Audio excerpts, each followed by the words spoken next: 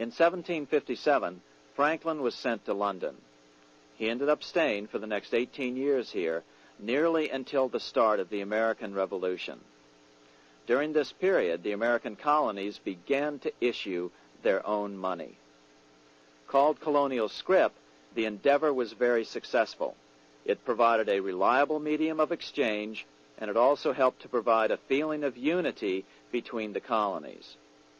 Remember, colonial scrip was just paper money, debt-free money, printed in the public interest, silver coin. In other words, it was a totally fiat currency. One day, officials of the Bank of England asked Franklin how he would account for the newfound prosperity of the colonies. Without hesitation, he replied, "That is simple.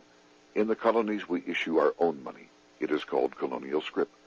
We issue it in proper proportion to the demands of trade and industry to make the products pass easily from the producers to the consumers. In this manner, creating for ourselves our own paper money, we control its purchasing power, and we have no interest to pay to no one." This was just common sense to Franklin, but you can imagine the impact it had on the Bank of England. America had learned the secret of money, and that genie had to be returned to its bottle as soon as possible.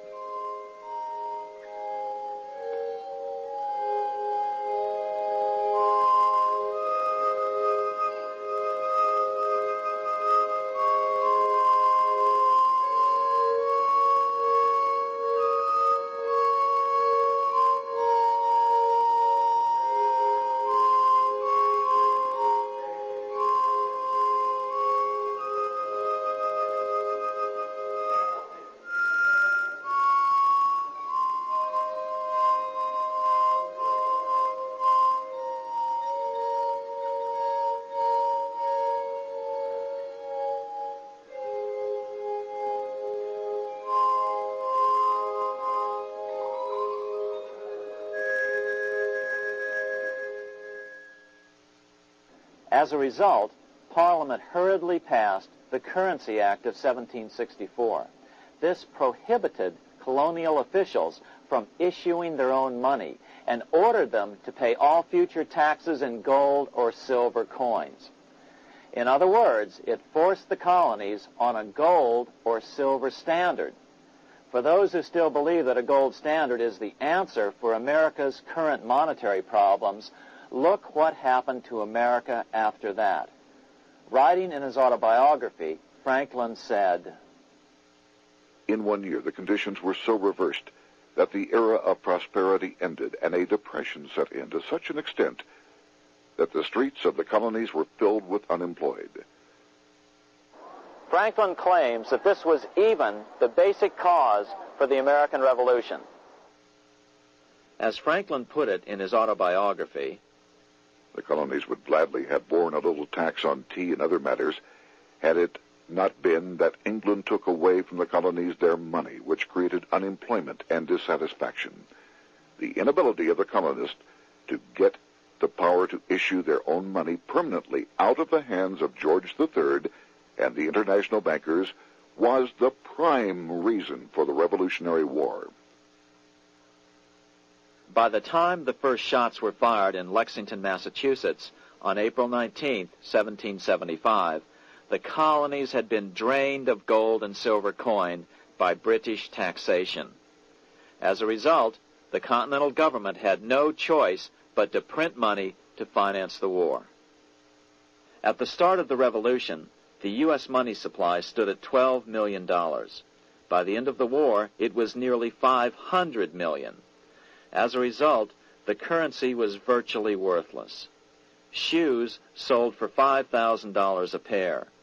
Colonial scrip had worked because just enough was issued to facilitate trade.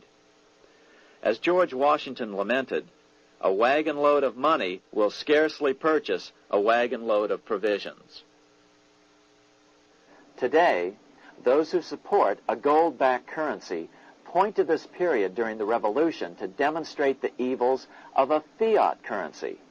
But remember, the same currency had worked so well 20 years earlier during times of peace that the Bank of England had Parliament outlaw it.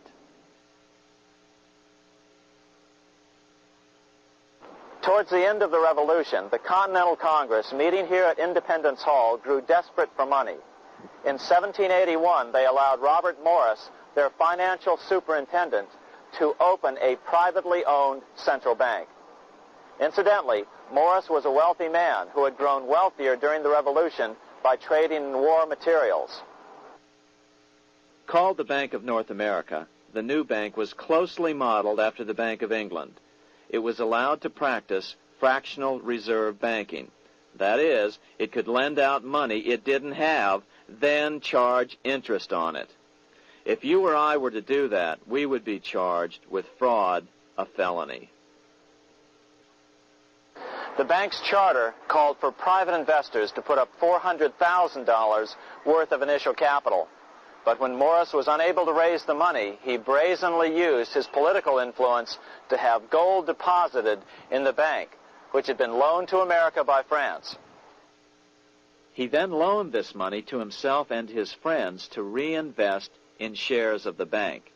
And, like the Bank of England, the bank was given a monopoly over the national currency. Soon the dangers became clear.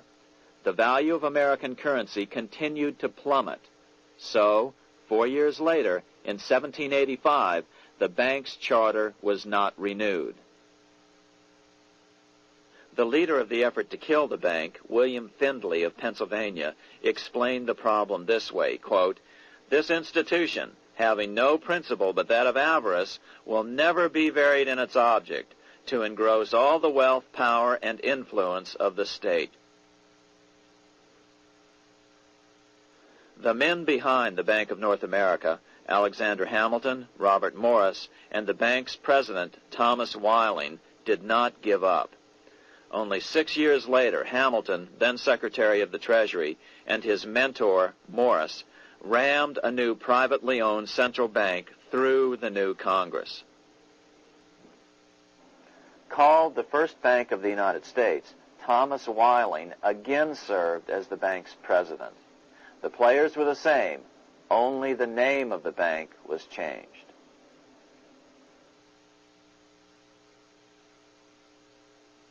In 1787, colonial leaders assembled in Philadelphia to replace the ailing Articles of Confederation.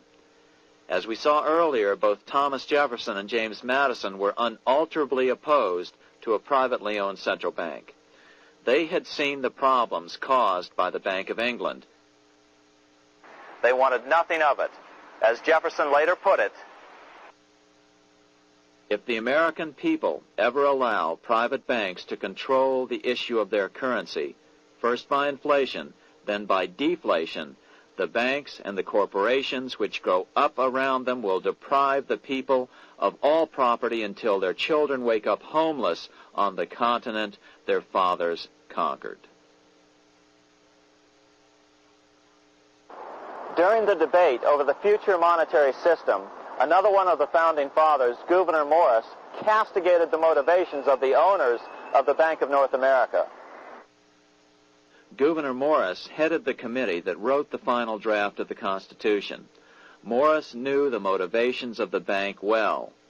Along with his old boss, Robert Morris, Gouverneur Morris and Alexander Hamilton were the ones who had presented the original plan for the Bank of North America to the Continental Congress in the last year of the Revolution. In a letter he wrote to James Madison on July 2nd, 1787, Gouverneur Morris revealed what was really going on. "The rich will strive to establish their dominion and enslave the rest. They always did. They always will. They will have the same effect here as elsewhere if we do not, by the power of government, keep them in their proper spheres." Despite the defection of Gouverneur Morris from the ranks of the bank, Hamilton, Robert Morris, Thomas Whiling, and their European backers were not about to give up. They convinced the bulk of the delegates to the Constitutional Convention to not give Congress the power to issue paper money.